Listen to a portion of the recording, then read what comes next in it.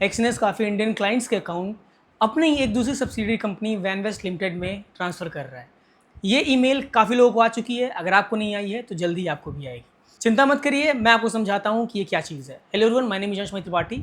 Welcome to psychological traders, because at the end of the day it is all about psychology. इस video में मैं आपसे बात करूंगा कि ये क्यों हो रहा है ट्रांसफ़र, इसका मतलब क्या है और आपको इसमें क्या करना चाहिए। तो सबसे पहले हम ये क्लियर करते हैं कि एक्सनेस ने अपने जितने भी इंडियन क्लाइंट्स हैं उनको अपने मेन एंटिटी से शिफ्ट किया है एक सब्सिडरी एंटिटी पे जो है वैनवेस्ट लिमिटेड। आपके अकाउंट में जितना पैसा है वो सारा सेफ रहेगा, आपकी ट्रेडिंग जैसी है वैसी कंटिन्यू रहेगी। बस आपकी जो मेन कंपनी पहले एक्सनेस होती थी, अब उसी की सब्सिडरी कंपनी वैनवेस्ट हो जाएगी।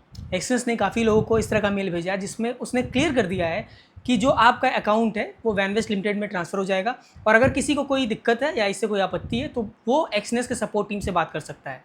तो अब सवाल आता है कि एक्सनेस ये कर क्यों रही है। देखिए, इसके 3 मेन रीजंस हैं। सबसे पहला, रेगुलेटरी कंप्लायंस। जैसा कि आपको पता है, इंडिया में आरबीआई और फेमा ने काफ़ी स्ट्रिक्ट रूल्स बना के रखे हुए हैं फॉरेक्स ट्रेडिंग के ऊपर, स्पेशली फॉरेन ब्रोकर्स के लिए। एक्सनेस चाहती है कि उसका जो ऑपरेशन हो इंडिया में वो सिक्योर हो जाए। जो भी दिक्कत आई है वो एक्सनेस के ऊपर आई है, इसलिए एक्सनेस ने इंडिया में क्लाइंट्स लेने से अभी फिलहाल मना कर दिया है। लेकिन जो उसकी सब्सिडरी कंपनी है उसके ऊपर कोई भी लीगल एक्शन इंडियन गवर्नमेंट नहीं ले सकती, इसीलिए उसने अपना फ्यूचर सिक्योर करने के लिए इसको ट्रांसफर कर दिया है। इसका दूसरा रीज़न हो सकता है क्लाइंट रिस्क सेपरेशन। इसका क्या मतलब?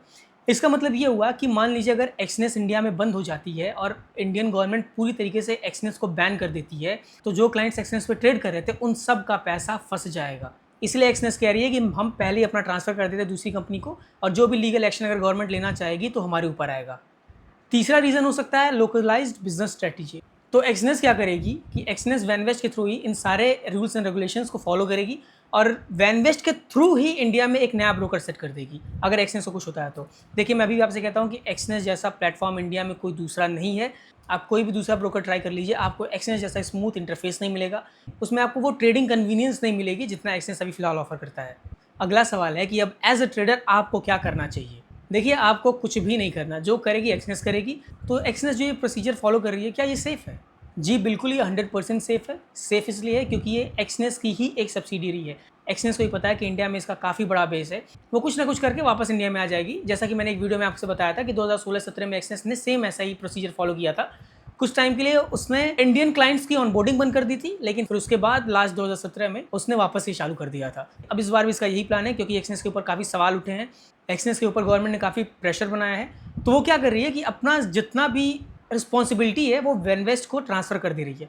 ये एक्सचेंज के द्वारा सिर्फ इसलिए किया जा रहा है कि वो रूल्स एंड रेगुलेशन का पालन करे, ठीक, और इंडियन ट्रेडर्स का पैसा इसमें फंसे ना। तो ये रीज़न था कि एक्सचेंज इंडियन क्लाइंट्स को क्यों वैनवेस्ट में ट्रांसफर कर रहा है। आई होप आपको ये वीडियो पसंद आई हो। अगर हाँ तो प्लीज़ को लाइक करिएगा, शेयर करिएगा, और नए हैं तो चैनल को सब्सक्राइब करके जाइएगा। और आपसे मिलता हूँ मैं अगले वीडियो में, तब तक के लिए बाय बाय।